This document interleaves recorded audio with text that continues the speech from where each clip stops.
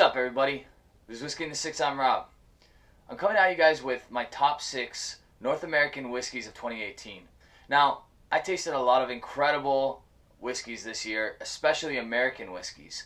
Okay, so my honorable mentions are the following: Gooderham & Worts 11 Souls, CC 41-year-old, High West Midwinter Nights Dram, Pappy 15-year-old, Pappy 23-year-old, and Booker's Rye. Now, the reason the last 3 didn't make the list is I didn't officially review them in 2018. I only got to try them, and I don't think I'll actually have an opportunity to review those 3 whiskeys. So they're on the list as honorable mentions because they're excellent bourbons that I tried, or in one case a rye, but I didn't review them, so I can't include them in my top 6. My top 6 are as follows: a very inexpensive whiskey, and I'm super impressed with the quality despite how cheap this whiskey actually is. It's the Evan Williams Bottled in Bond. It's a 50% whiskey that is just beautiful. It's got everything I want in a bourbon. The one criticism I have is maybe it could be a bit older, but for the price, you cannot complain. So that's definitely my number 6.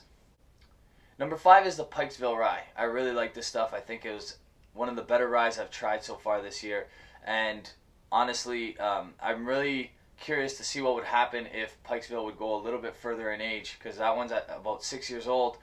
It would be cool to see what a 10 or a 12-year-old would taste like. Number 4 is the Lot 40 11-year-old Cask Strength. Now, this is not available to everybody. This is actually a Canadian exclusive, but I know a bunch of Americans that have friends in Canada that have provided them with the bottle.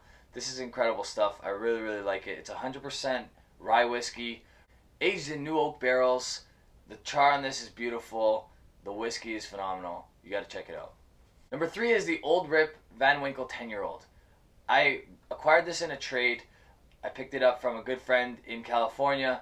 Just awesome stuff. It was definitely one of the better bourbons I tried this year. I love wheaters. Obviously, this is a wheater. It's in the same family as the Pappy Van Winkles.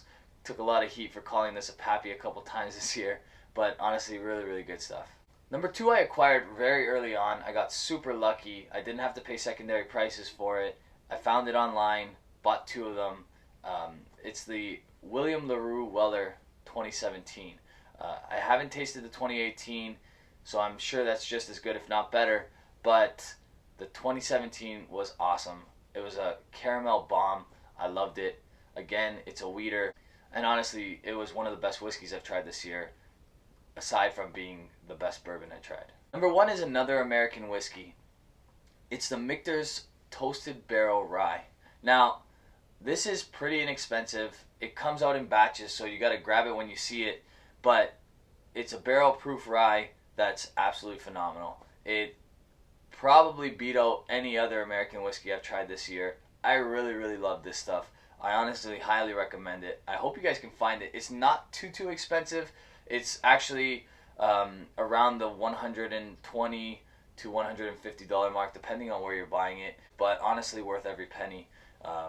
Really, really nice stuff. You guys got to check that one out. So that's it for my list of North American whiskeys this year.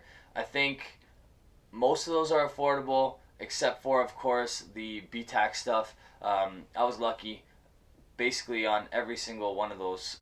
There are a few whiskeys on that list that are easily accessible, like the Evan Williams, like the Pike Creek, and for the most part, the Michter's Rye.